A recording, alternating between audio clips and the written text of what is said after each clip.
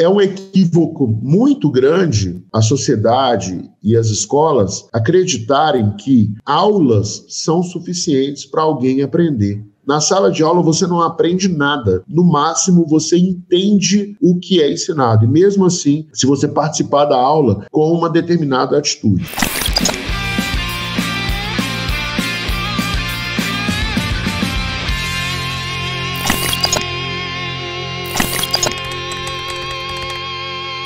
Bom dia, seja muito bem-vindo ao podcast Segredos da Aprovação. Aqui é o Bruno Lopes.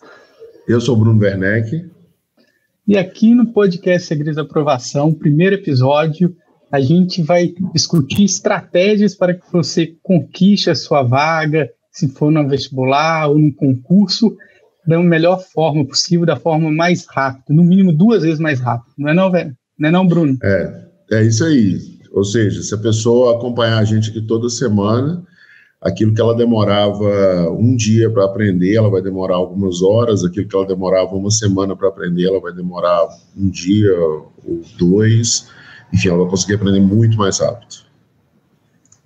Hoje a gente está com o primeiro episódio do podcast, né, e ele chega a ser direto do que está acontecendo com a gente, né, o episódio Tira a Misericórdia na Educação, e é importante introduzir um pouco a situação em que a gente está, né, Bruno? Está num momento muito complicado relacionado não somente com a economia, mas também com a educação. Temos visto que algumas escolas e alguns cursinhos têm tentado enviar algumas atividades, de alguma forma ir até os alunos, mas não tem sido de uma forma satisfatória.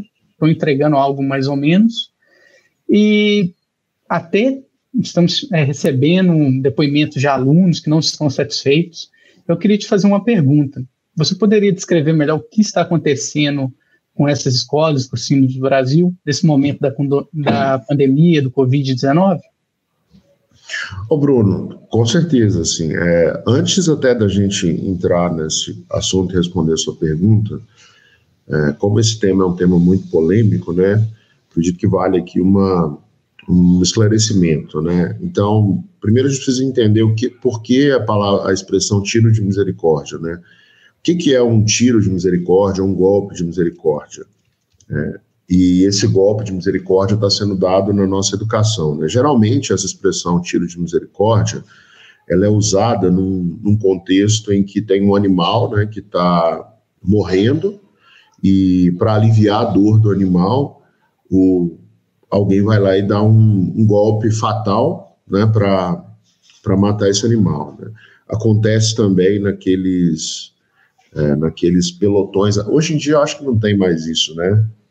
Pelo menos na maioria dos países não. Naqueles pelotões de fuzilamento que dão vários tiros e a pessoa não morre e fica agonizando. Aí alguém vai lá e dá um tiro na pessoa como se fosse como se estivesse tendo misericórdia da pessoa, né, para a dor dela cessar. E então, assim, quando a gente diz que a nossa educação está levando um golpe de misericórdia, um tiro de misericórdia, né, educação convencional, a gente pode dizer que ela já vinha agonizando há muito tempo, né, e ela vinha mostrando sinais de que não conseguiria se recuperar, que é o que está acontecendo agora, né. Então, tudo que a gente for conversar aqui hoje vai ser nesse contexto. Daqui a pouco a gente vai falar um pouquinho sobre quais são os indícios, né, quais são as provas que a gente tem que a nossa educação está indo muito mal, né? Mas respondendo a sua pergunta, né, o que as escolas estão fazendo? O que a gente tem visto aqui? Eu conheço muita gente envolvida em escola, né, a gente conhece muitos professores, algumas pessoas que trabalham conosco, né, como é o próprio caso do Bruno Lopes, tem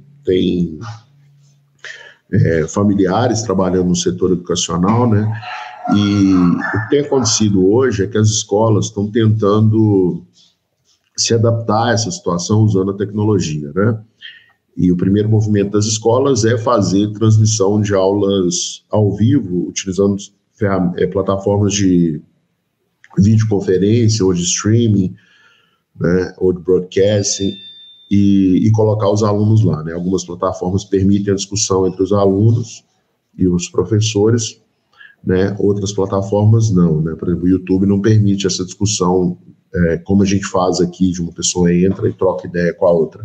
Tem que ser por chat, né? Por exemplo, eu e o Bruno, a gente já vai trocar ideia aqui, então a plataforma do YouTube não permite isso. Tem outras plataformas que permitem, como é o caso do Zoom, por exemplo, que permite.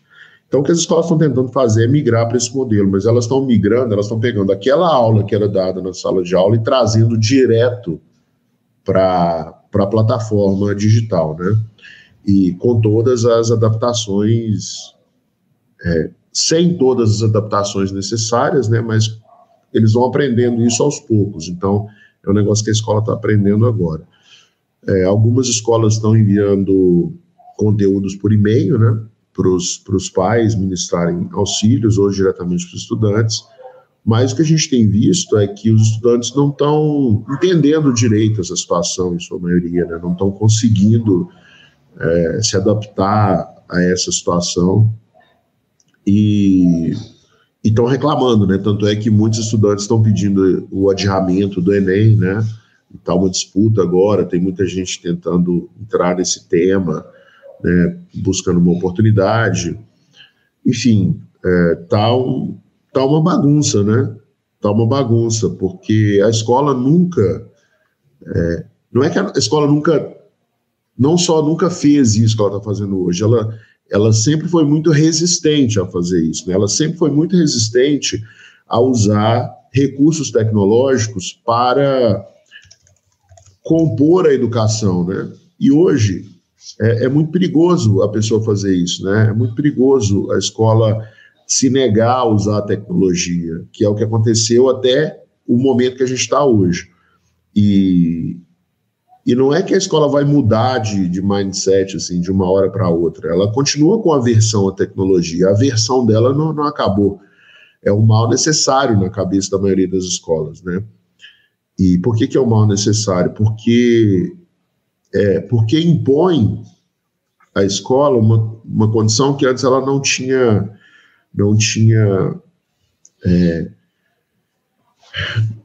que viver, né? Vamos dar alguns exemplos básicos aqui. Antigamente, ninguém sabia o que acontecia dentro de uma sala de aula, né? Apenas o professor e os alunos. Então, a qualidade da aula, o engajamento dos alunos, o aprendizado dos alunos, isso tudo ficava em segundo plano, em detrimento da privacidade dentro da sala de aula, né? Ok, isso tem que acontecer, tem uma privacidade entre professores e os alunos, mas a falta de controle de qualidade que existia, né, em nome de metodologias de estudo, em nome de teorias, né, tipo construtivismo e tal, ela acabava criando uma situação que o aluno não aprendia, né? O aluno hoje não aprende, ele entra na escola e ele sai de lá sabendo muito pouco, né? Sai de lá sabendo quase nada, né? Então, assim, é isso que está acontecendo nas escolas hoje. Elas estão tendo que se adaptar a uma situação que antes era negada por elas, algo que as escolas evitavam, né? Que é usar a tecnologia, e está sendo exposto à falta de habilidade da maioria dos professores em ensinar uma matéria, a falta de conhecimento, né? A maioria dos nossos professores, eles, infelizmente, eles não têm o conhecimento necessário para passar para os alunos, né? E isso fica muito claro, né, nos testes que fazem com os professores, nas avaliações, e é natural que isso aconteça, porque o professor, ele fica o tempo, ele trabalha de manhã, de tarde, de noite, porque o salário é muito baixo, então ele não consegue se reciclar, ele não consegue aprender mais, ele não consegue desenvolver conteúdos adjacentes àqueles conteúdos que ele já tem que trabalhar na sala de aula, né? Então fica uma situação assim, que os nossos alunos, eles não estão aprendendo, né? A maioria das escolas são assim, na maioria das escolas os alunos não aprendem, e quando chega lá no final, né, é tão claro que eles não aprendem, que quando chega no final, isso fica evidente, né? Quais são as evidências que a gente tem que a nossa escola convencional, que a nossa educação convencional está agonizando já, né? Acabou de receber esse tiro de misericórdia aí, que é o Covid. Se você pega o resultado do PISA, que é um teste feito no mundo inteiro, né? O Brasil, em matemática, ele está na posição 71 de 77, 78 países. Em português, em leitura, né, o Brasil está na posição 57, 58 de 77, 78 países. Então, assim, o Brasil está entre os 20 piores países do mundo nesse teste. Agora, o que é esse teste do PISA? É um teste de competência. Ele avalia se a pessoa sabe interpretar um texto, se ela sabe ler um enunciado e transformar aquilo num problema lógico e resolver a parte matemática. Ele avalia se a pessoa sabe analisar um gráfico, se ela sabe analisar uma tabela e tirar dali informações importantes, né? Esse é o teste do PISA, um teste de competência, que mede competências mínimas esperadas de uma pessoa de 15 anos. E o Brasil está entre os 20 piores, na média, né? Entre os 10 piores em matemática e entre os 20 piores também em leitura, né? Então, assim, qual outro teste que a gente tem que mede competência, né? Porque talvez tendo outro teste que mede competência, a gente se saísse melhor. A verdade é que existe um outro teste que mede competência, que é o Enem. O Enem mede competência. E o desempenho das nossas escolas é pífio no Enem, né? Se você pegar as escolas que participam do Enem, todas participam, né? Se você pegar e fizer uma média, menos de 5% das escolas ficam acima dos 600 pontos de média do Enem, né? Então, que é uma outra prova de competências. Então, assim, toda vez que aparece uma prova que a pessoa precisa demonstrar que ela tem competências, que ela sabe resolver problemas, que ela sabe analisar gráficos, o estudante brasileiro fracassa vergonhosamente. Bruno, você estava comentando no início da sua resposta, falando que alguns professores, as escolas têm meio que estimulado que esses professores compartilhassem, vamos supor, conteúdos, aulas deles na sala de aula. Você chegou a ter algum acesso desse conteúdo enviado para suas filhas? Elas estão no ensino fundamental, né? Isso, Então, as minhas filhas estão no ensino... Não, elas estão antes do ensino fundamental. A mais velha, né, a Maria Luísa, está com 5 anos, então agora ela está no que antigamente chamava de jardim, né? Agora é pré-fundamental. E, assim, quais foram os problemas que a gente enfrentou, né, nesse processo? A gente tinha uma plataforma, né? A escola demorou umas 3 semanas para oferecer uma plataforma onde o conteúdo ia ser distribuído para os alunos, né? E aí começou a fazer videoaulas lá, né, nessa plataforma. Problemas básicos, assim, como problemas de áudio, problemas de imagem, que não dava para ver direito o que estava acontecendo. Você via claramente que a professora estava totalmente despreparada para fazer aquilo, apesar de ser uma professora bacana, que a nossa filha gosta, né? A gente conheceu a professora também, a gente acha uma professora bacana. Enfim, e a escola é cara, né? O pior é isso, é uma escola cara, é uma das melhores escolas aqui de Belo Horizonte, é uma escola bilíngue, é uma escola cara, né, para os padrões brasileiros. E mesmo assim a escola não conseguiu se adaptar. A experiência que a gente teve, que foi mais interessante, que a Maria Luísa engajou, né, que houve engajamento, foi uma experiência que a professora era uma aulinha de lógica e a professora passou um site que tinha um joguinho de lógica. Então, assim, é uma coisa que você não espera, né? A escola... Agora, por que isso aconteceu? Por que as escolas estão passando por esse momento de dificuldade, né? Que elas não estão conseguindo suprir a expectativa, atender a expectativa dos pais e muito menos dos estudantes? Porque elas nunca fizeram nenhum movimento no sentido de usar a tecnologia para para suportar o aluno, né, fora do momento que o aluno está na escola. E dá para fazer isso muito bem com a tecnologia, né? A gente já faz isso aqui há 5 anos. A escola, muito pelo contrário, a escola sempre foi muito resistente a usar a tecnologia, porque tinha medo de substituir o professor, tinha medo de o aluno não querer ir na escola e tal, sabe? E usar a tecnologia não é simplesmente dar um tablet para o aluno mexer na sala de aula, não é isso, é usar a tecnologia para que, quando o aluno tem uma dúvida, o aluno possa tirar essa dúvida, mesmo estando fora do ambiente escolar, é usar a tecnologia para mostrar para o professor qual é o nível de facilidade ou dificuldade de cada aluno em cada tema. São coisas simples de se fazer, que já existem ferramentas hoje, e que a escola foi resistente, né? Agora, qual que está sendo a consequência disso?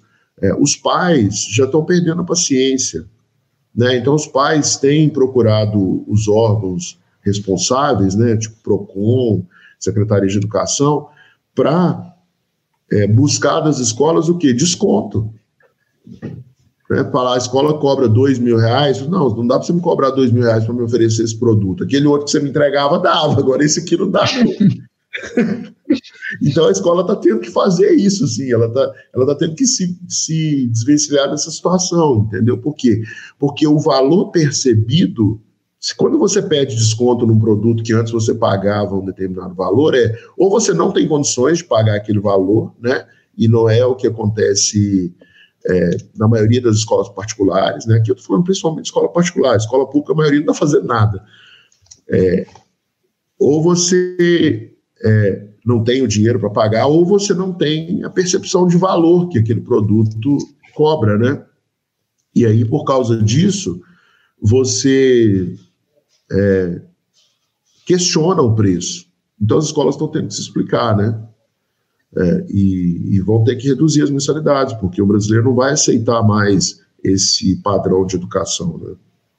Sim, sempre quando a gente consome algo, compra algo e vai aquém daquilo que a gente está pagando, a gente vai atrás dos nossos direitos, né? Você comentou como que não está sendo, não está de acordo com aquilo que se paga, ou mesmo no ensino básico da escola pública. Você teria algum exemplo de alguma escola algum bom exemplo que nesse momento de pandemia? Não. Não? Nenhuma escola está conseguindo fazer. Nenhuma escola está conseguindo entregar educação. Sabe por quê? Porque a gente vive a culpa. Chegou num ponto que ninguém mais é culpado da situação. Porque criou-se um sistema em que os valores na escola eles estão totalmente distorcidos, né? As pessoas não vão na escola para aprender, elas vão na escola para tirar nota numa prova, porque na prova, que ela tirando nota na prova, aí ela vai conseguir a nota do bimestre. Conseguindo várias notas em vários bimestres, em todos os bimestres ou trimestres, né? Cada escola de um jeito, ela consegue passar de ano. E passando de ano consecutivamente, ela consegue um diploma de ensino fundamental, fazendo a mesma coisa que ela fez no Fundamental 2, né? Porque é no Fundamental 2 que começa a bagunça, que começa a olhar só para a prova e perde-se o objetivo de aprender. Fazendo a mesma coisa que ela fez no Fundamental 2, aí a pessoa vai lá e passa do Fundamental 2 para o ensino médio, e fazendo a mesma coisa que ela faz no ensino médio, a mesma coisa que ela fez no Fundamental 2, ela consegue o diploma do ensino médio. Só que chega uma hora que a pessoa precisa enfrentar um exame de competência, que vê se ela sabe fazer alguma coisa. E que exame é esse? É o Enem. E aí chega lá no Enem, a pessoa fracassa vergonhosamente, né? E aí depois disso a pessoa tem que passar 1, 2, 3 anos num cursinho para fazer um cursinho, para entrar numa faculdade pública, num curso concorrido, ou então ela vai aceitar um curso que não é necessariamente a primeira opção dela, ou vai fazer uma faculdade particular. A gente sabe que tem muitas faculdades particulares boas. Tem, por exemplo, eu consigo citar, se eu começar a falar aqui, eu consigo citar uma por cidade que eu já visitei no Brasil, e eu já visitei bastante cidades, assim, né? a trabalho, algumas a passeio, né? Morei em muitas cidades, então eu consigo citar várias universidades boas, particulares, algumas até melhores do que as universidades públicas. Mas a gente sabe que nos últimos anos teve um movimento muito forte de expansão do ensino superior e a qualidade ela não foi o primeiro objetivo, né? Então, a maioria das faculdades particulares não são faculdades que garantem boas saídas profissionais para os alunos, por exemplo, né? Em geral, dos alunos das faculdades. Então, os pais eles não querem que os alunos vão para uma faculdade ruim, né? Porque sabem que nessa faculdade ruim ele não vai ter uma saída, mas às vezes o pai aceita ir para a faculdade ruim, por quê? Porque o filho não passou numa faculdade boa. Agora, por que chega nessa situação? Né? Porque todo mundo só olha para a prova. E como que a gente estuda para a prova? Né?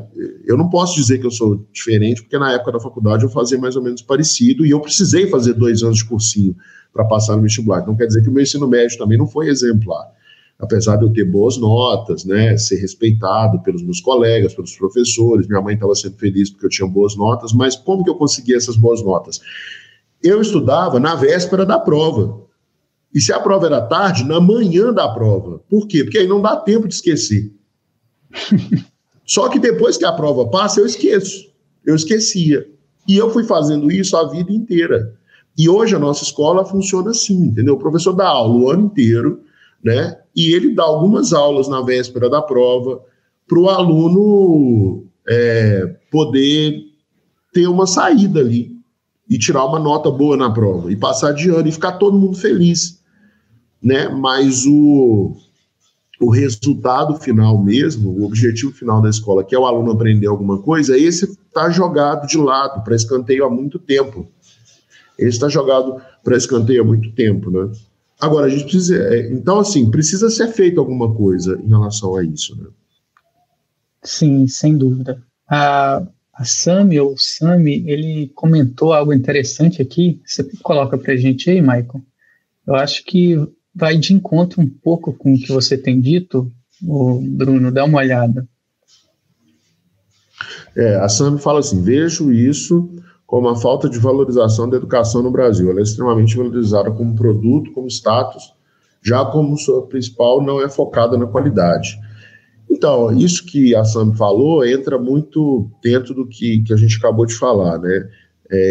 O objetivo da educação, né, não foi deturpado, né? Assim, a escala de... O pessoal está dando mais atenção a... Quer ver? Eu vou fazer uma analogia aqui. Tem uma analogia que é interessante. Imagina que você montou uma horta dentro de uma estufa na sua casa, tá? Imagina que você montou uma horta dentro de uma estufa na sua casa. E você tem um termômetro. Você tem um termômetro que mede, né? E aí... Esse termômetro ele pega um pouco do ar que está dentro da estufa e mede num lugar fora da estufa, por causa do sistema que foi montado. E você precisa manter a temperatura num determinado intervalo. Ela não pode estar nem muito baixa de um certo valor, abaixo de um certo valor. Ela tem que estar acima de um certo valor e abaixo de outro. Aí, o fiscal que cuida da estufa, né, para controlar a entrada e a saída de iluminação dentro da estufa e de ar e tal, ele, para não ter que levantar da cadeira dele, ligar as máquinas, abrir e fechar as janelas, abrir e fechar as cortinas, o que ele faz? Ele pega um isqueiro e ele pega um pouco de gelo. Toda vez que a temperatura sobe demais, ele passa gelo no lugar que mede. Aí a temperatura abaixa no marcador. E toda vez que esfria demais, ele coloca o isqueiro lá e dá uma esquentada. Quando ele entrega o relatório, a temperatura está bonitinha dentro do intervalo, né? Mas a produção da estufa, né, as plantas, as verduras, as flores, elas estão todas murchas.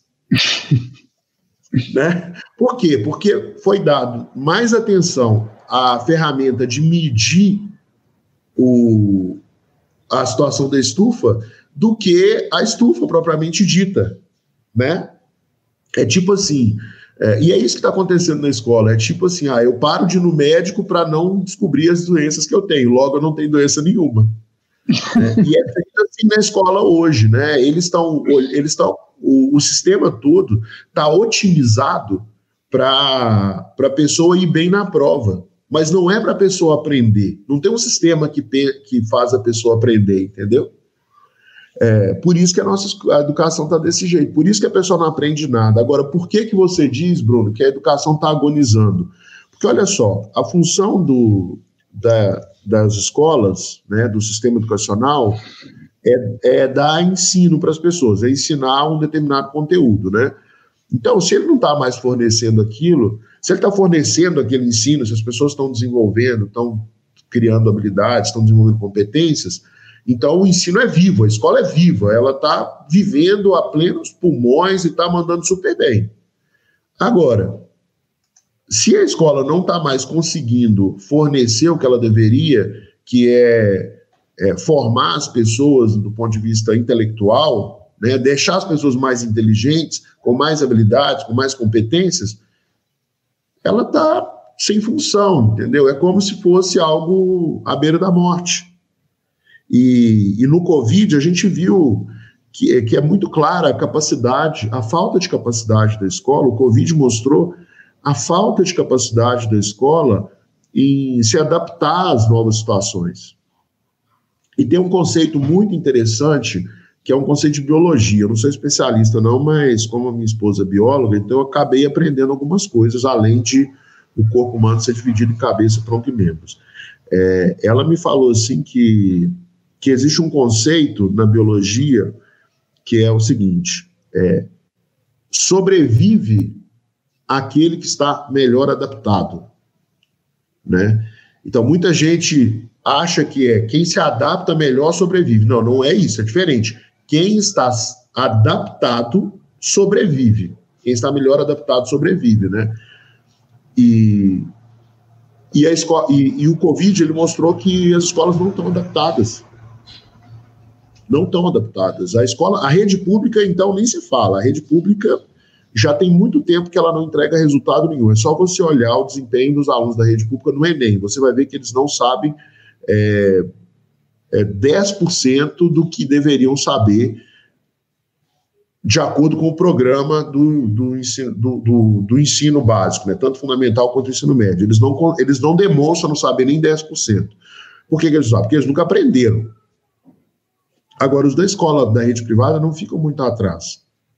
Eles também não demonstram dominar os conteúdos, né? Eles não demonstram níveis de competência assim, coerentes com todo o investimento que é feito na educação deles. Então, claramente, a gente não tem praticamente nenhuma escola adaptada à nova situação. E o resultado disso vai ser mais subdesenvolvimento para o país se os pais não fizerem alguma coisa. As únicas pessoas que podem tomar uma atitude nesse momento são os pais. Sem dúvida. Aproveitando que você começou a tomar esse caminho a respeito de métodos de ensino, como foi no cursinho, por que ele existe, né, acaba sendo por causa de de diversos erros no ensino básico, no fundamental e médio. Queria te fazer a segunda pergunta, além das outras que eu fiz, né? Com todo esse movimento, né, que as escolas, vários outros cursinhos presenciais, eles começaram a entrar de vez no EAD. Tem como simplificar como que fica a didática dessas aulas, nessas atividades? Porque eles decidiram agora, a gente precisa ir para o EAD. Como que fica a didática desses cursinhos presenciais, dessas escolas? Então, essa pergunta é muito boa, né? Porque ela mostra qual que é a proposta de valor dos cursinhos, né, das escolas atualmente, né? A proposta de valor deles é pautada em aulas, tá? Então, você vai lá, assiste aulas e pronto, acabou. Depois você vai para sua casa. E os professores que dão aulas nos cursinhos melhores e nas escolas mais caras são professores muito bons, didática, muito bons de conhecimento, né? Eles sabem passar o conteúdo, mas para aprender algum assunto, aulas não são suficientes apenas. É um processo, é como se fosse uma dança. Você precisa de aula, estudo individual e sono. Então, 1, aula boa. 2, estudo individual de qualidade. 3, sono de qualidade. Então, é uma dança. 1, 2, 3. Se você não tem aula boa, você não consegue entender o assunto. Logo, você não consegue praticar no seu momento de estudo individual. Então, não adianta. É muito fácil entender porque que não funciona. Se você tem uma aula boa, mas não tem um momento de estudo individual bom, mas não consegue dormir bem, você não retém nada do conteúdo.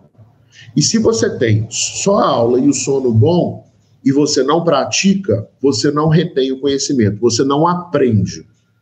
A aula não é um lugar para a pessoa aprender um assunto, é um lugar onde a pessoa vai entender um assunto. É como se fosse montar um quebra-cabeça dentro do seu cérebro, e aquele assunto que você vai aprender, ele é uma nova peça no quebra-cabeça que já existe no seu cérebro.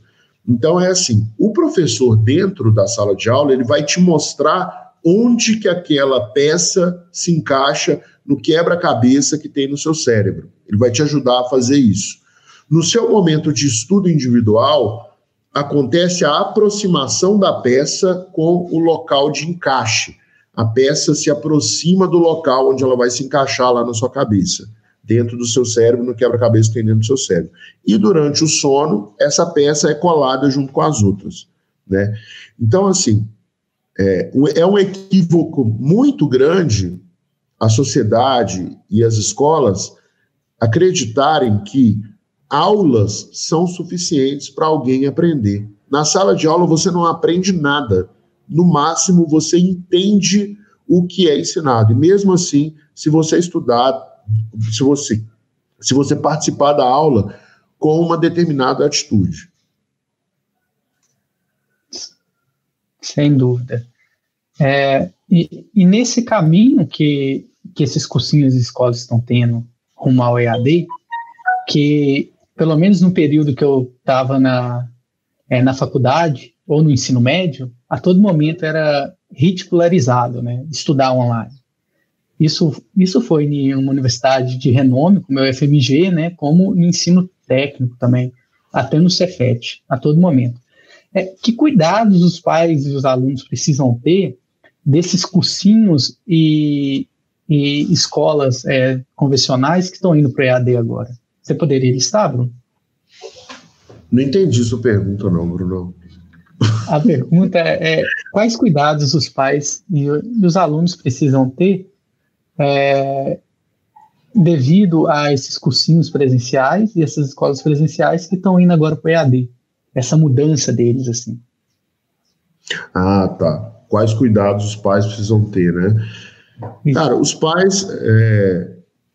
Primeiro, antes de responder a pergunta, uma observação, né? Os pais estão numa sinuca de bico, né? Porque eles...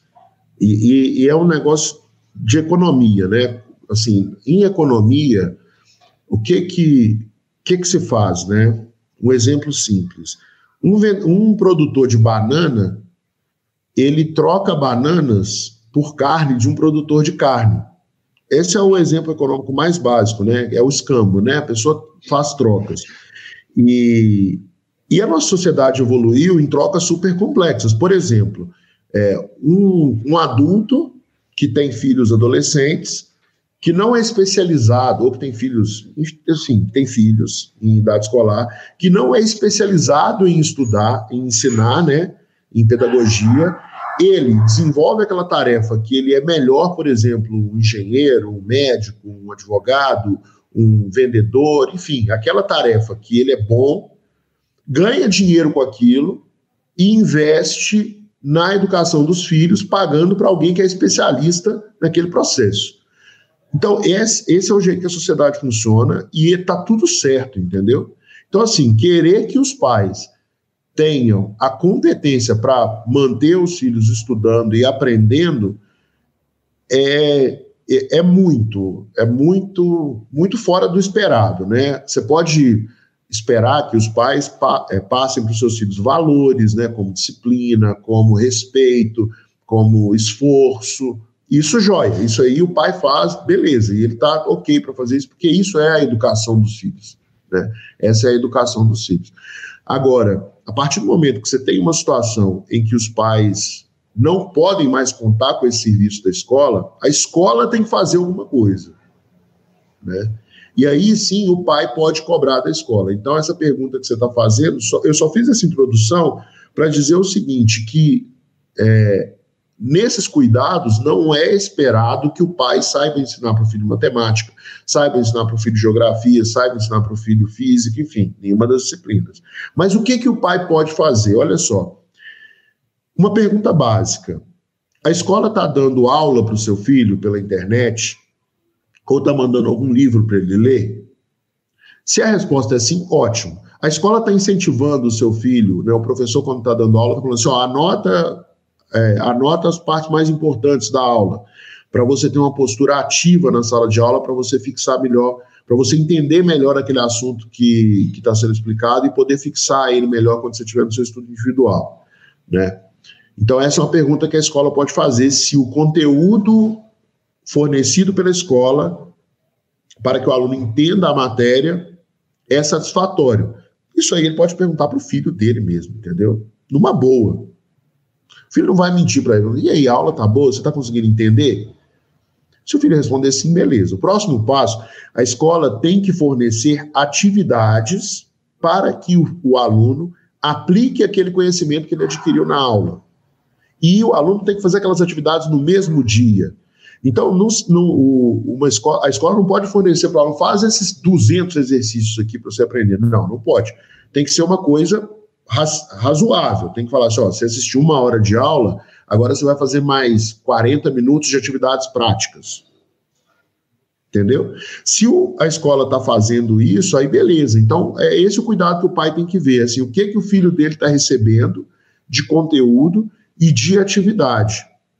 E ver se o filho está conseguindo entender aquele assunto, se ele está conseguindo aplicar nas atividades aquilo que ele viu na aula, né? Se existe casamento entre as atividades e o que ele viu na aula. Se isso acontecer, ou se tiver um nível um pouquinho acima de dificuldade, ok. Mas se estiver muito fora, aí tá ruim, né? Uma escola boa, ela deveria ser capaz de manter um aluno ocupado, estudando, durante a parte da manhã e pelo menos mais umas 3 horas na parte da tarde, todos os dias. Em situações normais, sem Covid. Numa situação de Covid, você pode tirar aí os tempos de recreio e intervalo. Então, 1 hora na parte da manhã, né? A menos. Mas ela deveria ser capaz de fazer isso. Se a escola não está fornecendo atividades suficientes para o seu filho estudar de 6 a 8 horas por dia, aí você pode ligar a bandeirinha, a luzinha amarela, porque tem alguma coisa errada. Nos meus estágios eu vi um pouquinho disso, nas escolas que têm aula integrada, né? Algumas escolas integradas, que praticamente a criança... E é uma disputa absurda dos pais para conseguir colocar o filho numa escola integrada, onde o objetivo é que eles estejam ocupados durante esse período, né? 6, 7 horas, né? E as atividades que essas escolas têm que fazer, tem todo um planejamento e exige muito dos profissionais em si. É uma alternativa bem interessante, só que ao mesmo tempo, no EAD acaba sendo um desafio, né? Sem aula presencial. E partindo um pouquinho sobre isso, Bruno, saberia me informar quais são as diferenças do impacto da pandemia no ensino fundamental e nos cursos preparatórios, nos cursinhos? Cara, essa pergunta é muito forte, porque o tempo perdido, olha só, isso aqui, vê se isso não é verdade, o tempo perdido jamais é recuperado.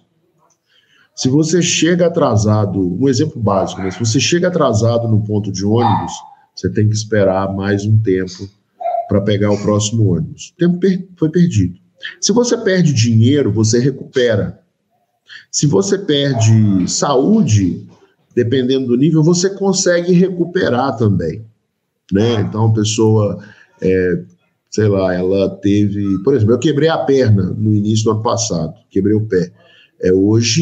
Ontem eu já consegui voltar a fazer alguns exercícios assim, de maior pressão, né? Então, assim, você recupera. Agora, tempo não. Esse tempo que o aluno perde no ensino médio, no ensino fundamental, ele pode recuperar. O tempo que ele perde no ensino médio já fica mais difícil, porque pensa só, o que é o ensino médio, né? Qual é a relação entre ensino médio e cursinho? Em termos de conteúdo, o ensino médio, o ensino médio é um cursinho de 3 anos de duração, onde você vai ver o conteúdo de todo o ensino médio ao longo de 3 anos. No cursinho, você tem que ver todo o conteúdo do ensino médio, mais uma parte do conteúdo do ensino fundamental, em 3 anos, em 1 ano. Então, vamos pensar no aluno de ensino médio que está se preparando para o vestibular. E ele estuda 3 horas por dia, tá ok. 4 horas por dia, além da escola, tá sossegado ainda, entendeu? É estudar de 14 às 18, ou de 15 às 17, tá legal, dá para fazer muita coisa ainda. É o ritmo de trabalho normal. Agora, para um aluno que está no cursinho fazer o mesmo que um aluno do ensino médio tem que fazer, ele teria que estudar para ter o mesmo volume de estudo 3 vezes mais. Então, ele não poderia estudar só 4 horas por dia, ele teria que estudar 12 horas por dia. Esse é o efeito do tempo perdido. Aquele tempo perdido no ensino médio, ele, para ser compensado no cursinho, você vai demorar aí 12 horas por dia. Só que você perdeu 1 ano.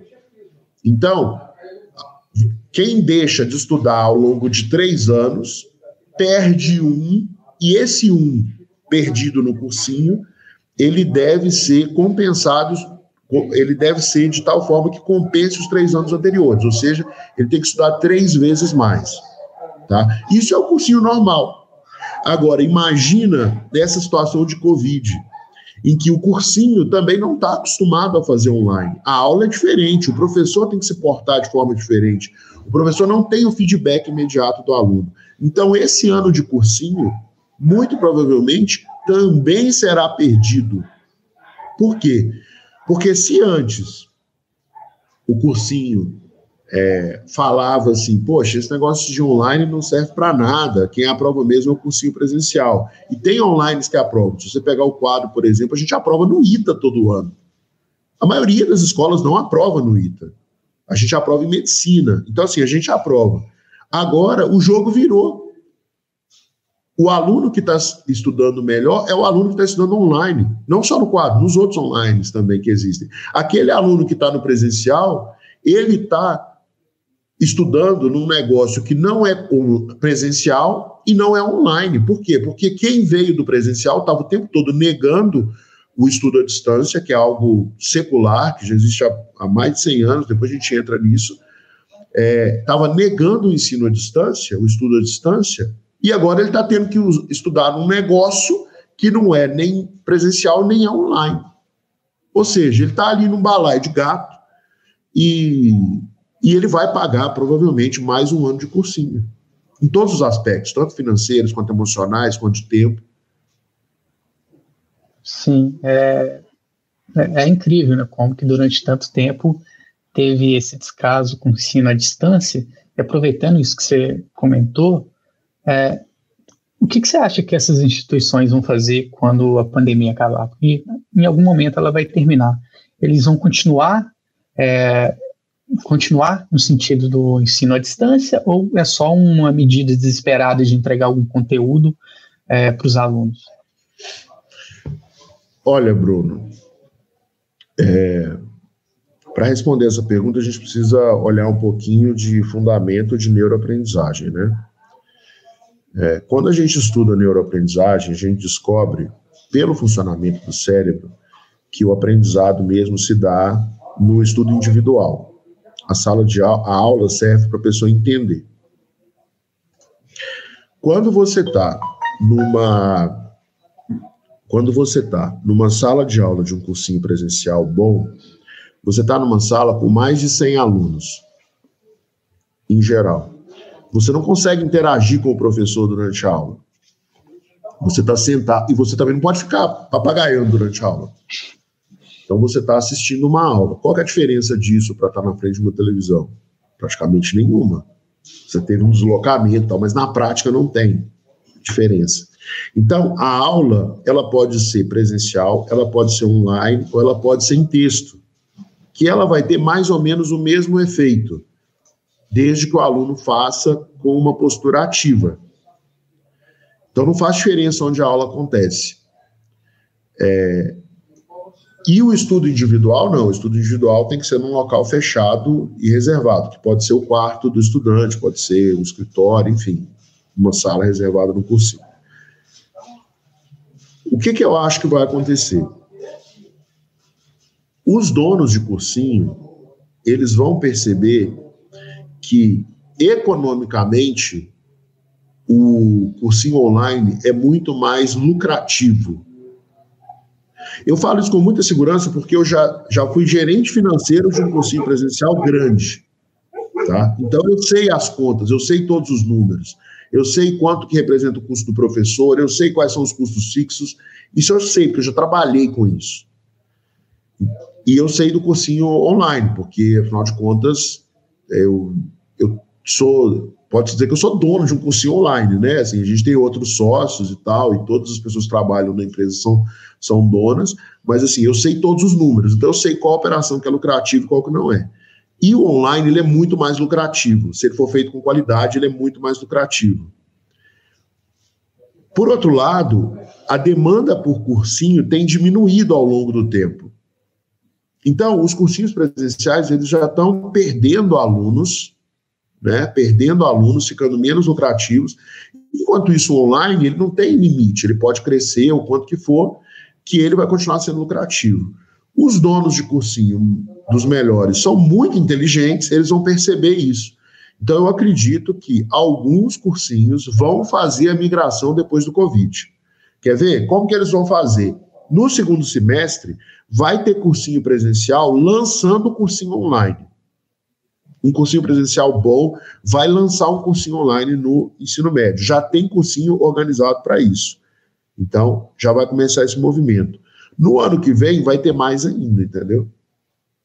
Quem vai perder com isso? Quem vai perder com essa migração? Os professores que não se reinventarem. Esses vão perder. Porque um cursinho presencial, se ele tem 10 turmas, o professor dá a mesma aula nas 10 turmas.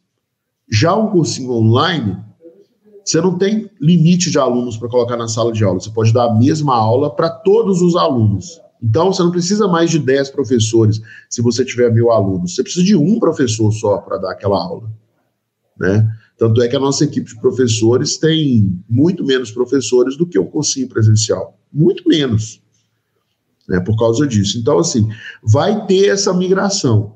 Agora, é um processo que exige aprendizado. Mesmo que eles façam a migração agora, eles ainda vão demorar uns 2, 3 anos para aprender.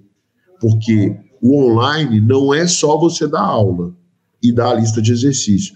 Tem outros fatores que fazem muita diferença e que a educação convencional ainda não está preparada para isso.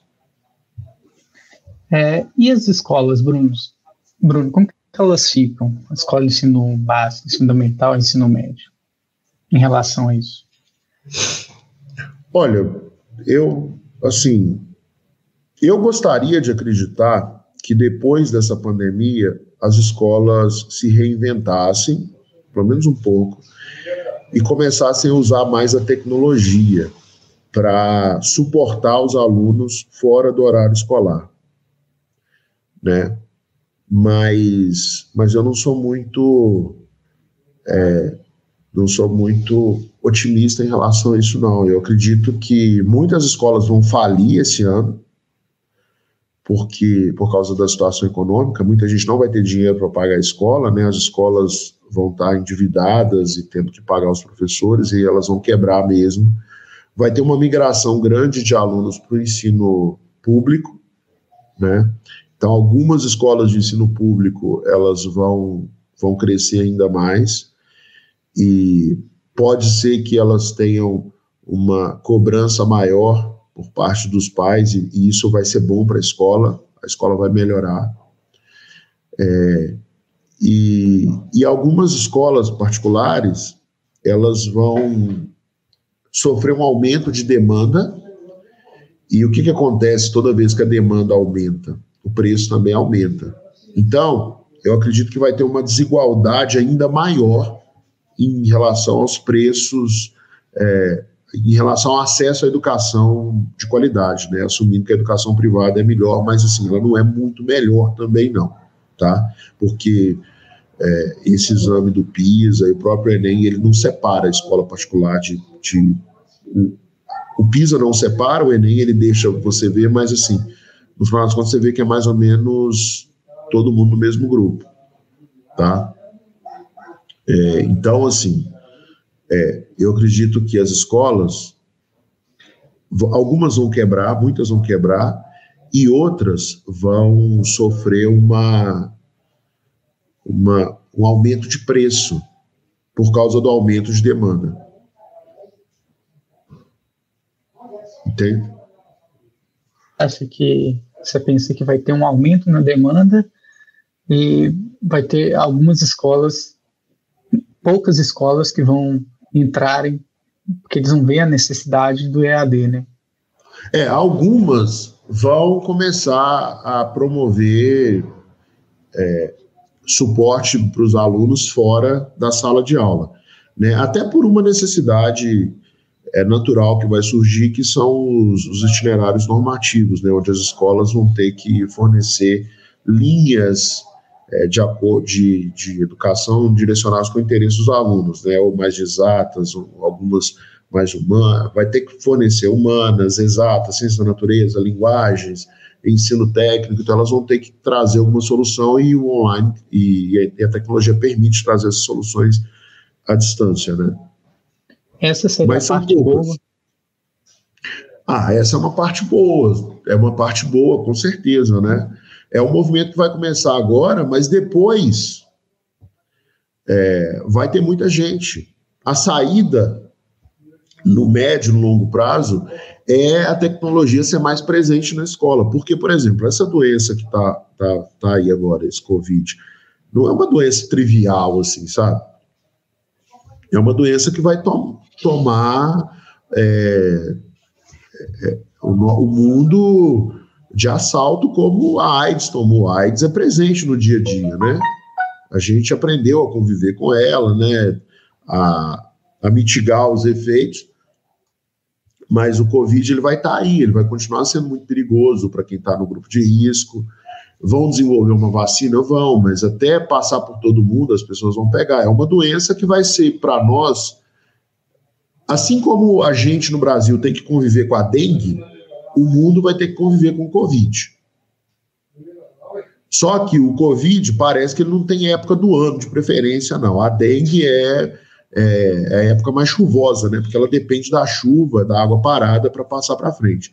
Agora, o Covid não. O Covid depende do contato entre as pessoas. Então, o contato entre as pessoas vai diminuir, né? Vai ser mais o necessário mesmo. E vão tomar mais cuidados, né? Então, o pessoal vai ter mais gente na rua andando de máscara, principalmente quem tiver com algum resfriado. Você vai ter coisas acontecendo assim dentro da nossa casa, que é pessoas evitando andar com o calçado que veio da rua dentro de casa, né? Como acontece no Japão. Você vai ter todos esses cuidados e a escola não vai poder ser diferente. Então, a escola ela vai ter que ter mais espaço para menos gente. Isso, por si só, deixa a escola mais cara, né? Então, assim, vai ter essas mudanças, né? Eu realmente espero que, quando essa pandemia acabar, né, mude um pouquinho o comportamento das pessoas a respeito dessa questão de higiene mesmo, né, do ensino relacionado com EAD, que eles se aproximem de uma forma melhor, não fiquem tanto nessa disputa, né, entre presencial e EAD. E pensando nisso aqui, eu acho que é interessante a gente começar a pegar umas perguntas que os alunos enviaram lá no Instagram para a gente. Eu quero começar com uma pergunta do Arthur, que ele comenta o seguinte: estamos falando do ensino EAD nos dias de hoje. O que o senhor acha da faculdade EAD? O que eu acho da faculdade EAD? Olha, depende, né? Eu já fiz um curso EAD, mas ele era muito mal estruturado. Mas eu já vi cursos EAD que tem uma estrutura bacana, né? Que tem a aula, tem as atividades e tem o grupo de discussão, e você tem os professores, né? Eu faço uma pós-EAD, né? E é uma pós bem cara, inclusive, na área de marketing digital. E eu tenho as atividades, eu tenho o curso completo que eu preciso cumprir, que eu preciso seguir para aprender a matéria. Está lá muito bem organizadinho na ordem. Eu tenho tarefas, né, que eu vou fazendo. Toda vez que eu faço uma tarefa, né, uma pessoa muito mais experiente que eu analisa a minha tarefa e discute comigo como se fosse um corretor de redação, e a gente conversa 1 hora, 1h30. Essa conversa fica gravada para eu assistir depois, né? E assim, eu consigo ver trabalhos de outras pessoas e correção dos trabalhos dessas pessoas. E eu consigo também participar de grupos de discussões onde eu tiro dúvidas e eu aprendo com o que as outras pessoas têm feito. É bom pra caramba.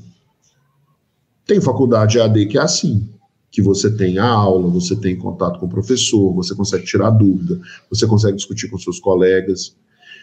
Aí depende muito mais do aluno, se a escola é boa, entendeu? Se o EAD é bom. Por exemplo, a USP tem curso EAD, a FGV tem cursos EAD, tem uma série de faculdades boas que tem cursos EAD. Aí depende mais do aluno. Se o aluno segue aquela lógica, aquela dança do 1, 2, 3, aula, estudo individual e sono, aula, estudo individual e sono, ele com certeza vai aproveitar bem, né? Mas também tem alunos que fazem diferente, tem alunos que pagam outras pessoas para fazer o curso EAD deles, e aí esses alunos realmente vão ter mais dificuldade, aí não vai dar muito certo, não vai aprender nada, porque outra pessoa aprendeu por ele, né? E não tem como outra pessoa aprender por você, ela aprendeu para ela. Agora, depende mais do aluno, para ele aproveitar bem o EAD, né? Tem EAD que a cobrança é demais, e às vezes tem um aluno que espana, que sai correndo, né? Por exemplo, aqui a gente tem o nosso sistema da tutoria. A cada 15 dias, o aluno tem que trocar ideia com o tutor, para ver as metas dele, se ele cumpriu e tal. Se na primeira ele não cumpre, na segunda ele não cumpre, na terceira ele não cumpre, na quarta ele está com vergonha, ele não vai mais. Mas aí não é o EAD que é o culpado, é o aluno, né? Então, no EAD, a responsabilidade ela vai mais para cima do aluno. No presencial, parece falsamente que a responsabilidade não é só do aluno. E no final das contas, é porque ninguém está tendo responsabilidade ali, entendeu? O professor vai fazer o papel dele de ensinar, mas o estudo individual, o aluno tem que ter. E só é possível aprender com estudo individual. Bruno, posso fazer uma pergunta aqui do advogado do diabo? Pode. Você faria uma faculdade EAD saindo do ensino médio? Se eu faria? Isso, hoje. Bom, não. Por um motivo muito simples, assim. Porque é na faculdade que você começa a desenvolver todo o seu relacionamento profissional. É na faculdade que você conhece pessoas que vão fazer parte da sua vida profissional, pessoas que vão ser seus colegas de trabalho, pessoas que podem vir a ser seus sócios, pessoas que podem vir a compor uma equipe que você trabalha, que você montou, né? Pessoas que vão te ajudar a colocar os seus negócios de pé, pessoas com quem você vai trocar experiências profissionais. e, obviamente, amizades, né? Mas você consegue fazer amizades, no ponto de vista só pessoal, em vários contextos, mas com um foco em desenvolvimento profissional, aí você precisa, aí a faculdade é o melhor lugar, porque você passa 5 anos com uma pessoa, né? Então, eu vou te dar um exemplo do meu caso aqui. Em 2016, a gente teve uma iniciativa, a gente queria abrir a turma medicina. E a gente fez uma análise e viu que seria necessário levantar um investimento para fazer isso, né? Então, assim, eu separei umas 2 semanas, conversei com vários amigos meus do ITA, e em um mês tinha levantado o dinheiro todo, entendeu? Para botar a operação da turma medicina de pé. Relacionamentos que eu construí dentro da faculdade. Hoje a gente tem gerentes aqui na empresa, né? E muitos dos gerentes que trabalham na nossa empresa são pessoas formadas no ITA. Agora, quem permitiu isso foi o meu relacionamento de faculdade, porque uma pessoa acaba conhecendo a outra. Se eu não tivesse estudado no ITA, dificilmente eu teria acesso a esses profissionais para convidá-los para trabalhar comigo, entendeu? A gente tem profissionais que não são gerentes, né, que são profissionais recém-formados, que são do ITA também, que acabam tendo um desenvolvimento mais rápido. Esses profissionais a gente conseguiu também por causa da rede de contatos do ITA, porque a gente tem muitos alunos aprovados no ITA, e eles acabam se conhecendo e tal, né? Então, assim, essa rede de relacionamento que a gente constrói dentro da faculdade é muito importante. Óbvio, algumas faculdades particulares e muitas faculdades públicas. Na maioria das universidades públicas, você consegue construir redes de relacionamento muito valiosas. E em algumas faculdades particulares, infelizmente, apenas em algumas faculdades particulares, você também consegue construir redes de relacionamento valiosas. O que é que existe em comum entre essas faculdades, tanto as públicas quanto as privadas? Elas são difíceis de entrar. Então, tem um processo seletivo muito rígido na entrada. E processos seletivos rígidos só admitem pessoas acima da média, né? Sim, sem dúvida. A gente já está chegando no fim aqui no podcast. Eu acho que esse assunto da faculdade EAD é bem interessante. Acredito que vale um podcast, um episódio sobre esse tema, né, Bruno? Eu tenho algumas perguntas aqui, mas eu acho que acho que fica mais bacana no episódio com mais tempo, né, sobre EAD. E tem um ouvinte aqui do podcast que fez uma boa pergunta. Ele coloca biologia. Você coloca para mim aí, Maicon? Essa aí, ó. Os alunos que eram do presencial agora estão gastando tempo para aprender a estudar no novo sistema primeiro. Tempo que deveria estar sendo investido em aprender a matéria. Então, é a questão da adaptação, né? Esse comentário foi muito bom. É a questão da adaptação, porque toda vez que você entra num sistema novo, tem um período de adaptação. Então, assim, os professores do presencial estão aprendendo a dar aula, a equipe de gestora das empresas, das escolas presenciais, estão aprendendo a fazer gestão do ensino online, os alunos estão aprendendo, e aí, para piorar esse processo de adaptação, que já é difícil, vem um monte de ruído externo desfocando os alunos, entendeu? Colocando eles para brigar se o online ou presencial é melhor, colocando na cabeça deles se vai ou não vai adiar o Enem. Isso tudo atrapalha os alunos.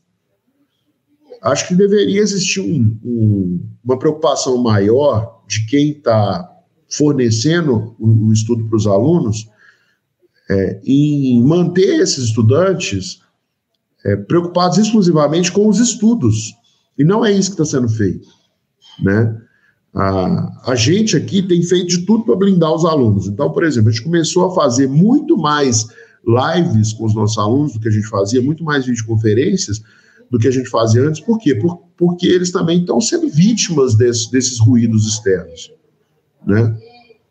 Então, a gente precisa ter isso em mente. Não vale a pena você ficar perdendo tempo demais com adaptação, organização procura alguém para fazer isso para você, ou então cobre da escola, do cursinho onde você estuda, que faça isso para você, que deixe as coisas devidamente organizadas. É isso aí. Vamos para a última pergunta. Eu tenho que colocar para você, porque eles comentaram que essa pergunta é boa, então vale a pena colocar ela. Né? A Andressa, ela comentou: professor, devo fazer simulados / prova antigas, mesmo não tendo revisado todas as matérias mais recorrentes? Deve. Tem que fazer. Andressa, né? Se a pergunta dela tá no Flow? Ah, tá aqui. Se ela quer saber se tem que fazer simulado. Andressa, vale a pena você fazer sim, sabe por quê? Porque toda vez que o aluno faz um simulado ou uma prova antiga, existem basicamente 2 tipos de questão nessa prova.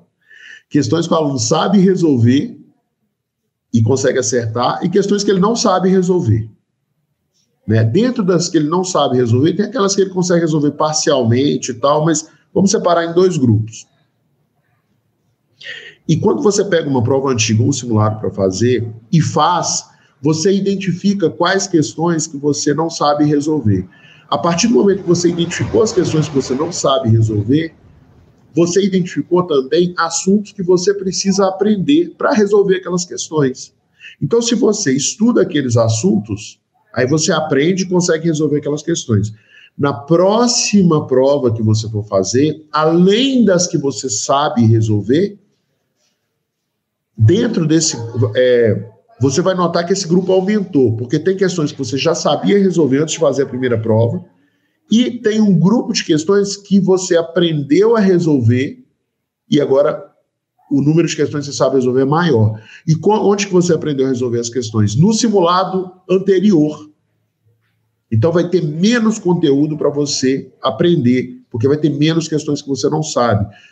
Ou seja, à medida que você vai fazendo uma prova depois da outra, você consegue tapar as lacunas do seu conhecimento. E o seu estudo acaba sendo mais direcionado. Então, vamos pegar como exemplo um aluno que vai prestar o Enem. Se ele fizer os últimos 10 anos de provas do Enem, e ele pegar lá o primeiro ano desses 10, ele vai determinar, por exemplo, 60% das questões ele não sabe resolver. Se ele aprender o conteúdo para resolver aqueles 60%, na próxima prova, ele já vai ter uns 40% só de questões que ele não sabe resolver. Na próxima prova, uns 30%, depois uns 20%, depois 15%, depois 10%, depois 9%. Quando chegar na 10ª, ele já viu a matéria toda que cai no Enem. Então, a grande sacada de fazer simulados e provas antigas é que o aluno estuda focado no objetivo dele. E aí é perfeito, porque ele estuda focado na prova que ele vai fazer, e fazendo provas ele tem estudo individual. Então, tudo que ele aprende ali fazendo a prova, ou tudo que ele reforça, fica gravado na cabeça dele, não é para 1, 2 dias, não é para sempre. É isso aí. Andressa, não deixa de conferir o podcast 800 no Enem, o episódio 14, a gente falou bastante sobre o simulado, tá bom? Não deixe de escutar ele lá, vai lá no Spotify ou aqui mesmo no YouTube, procura que tá muito bom. Ô Bruno, para finalizar aqui o podcast, eu queria que você deixasse uma mensagem, né, principalmente para os pais, os alunos, né, que eles estão muito ansiosos, o tempo todo vendo esse jornal, acaba ficando com medo, não sabe o que vai acontecer. Poderia deixar uma mensagem para eles aí, desse apanhado que fez esse podcast hoje, esse episódio? Posso sim. Em primeiro lugar, agradecer o pessoal por ter participado, né, por estar aqui assistindo, inclusive quem está vendo depois. Os pais, eles merecem agora um pouco mais de respeito, né, da sociedade, porque o peso está muito grande em cima das nossas costas, né, dos nossos pais. E assim, os pais, eles podem ficar à vontade, eles deveriam ficar à vontade para fazer qualquer cobrança, tá? E longe de mim estar aqui para dar qualquer lição e tal, não quero fazer isso, mas tem alguns aprendizados que eu trouxe ao longo dos anos e trabalhando com esses alunos que eu posso compartilhar. Então, o aprendizado principal que eu gostaria de compartilhar é que quando seu filho estiver estudando, e aí para os alunos também, quando você estiver estudando, tenha certeza de que você está valorizando o seu tempo de estudo individual. E nesse tempo de estudo individual, você está fazendo exercícios, está com uma postura ativa. Porque se você fizer isso, você vai aprender. Desculpa. Se você fizer isso, você vai aprender. Se você entende a matéria lendo ou assistindo uma aula e anotando, e depois tem o seu momento de estudo individual, você só precisa de uma boa noite de sono para aprender. E o aluno que faz isso, que estuda assim, ele entende a matéria e faz exercícios no mesmo dia e dorme bem, ele aprende muito mais rápido. Ele aprende muito mais rápido, porque todo o tempo dele é 100% aproveitado. Então a mensagem é essa: concentre-se nessa dança, 1, 2, 3. Entender, praticar no estudo individual e ter uma boa noite de sono, que vai dar tudo certo. E assim, dá para se preparar para o Enem desde agora até o final do ano, com certeza, tá? Pode ficar tranquilo. Se seguir esse processo direitinho, dá para conseguir um resultado bom no Enem. Ô Bruno, muito obrigado. Essa conversa foi bem interessante. Obrigado a todos vocês que participaram. Obrigado por aqueles que participaram no Instagram. Gente, participa no Instagram, porque aí uma pergunta sua já vai estar aqui salva para o Bruno responder. É um grande prazer. Espero todos vocês na quinta-feira, né, Bruno? 3 horas da tarde. Quinta-feira agora a gente vai ter mais um. Então, até o próximo episódio. Um grande abraço, gente. Até mais. Até mais, pessoal.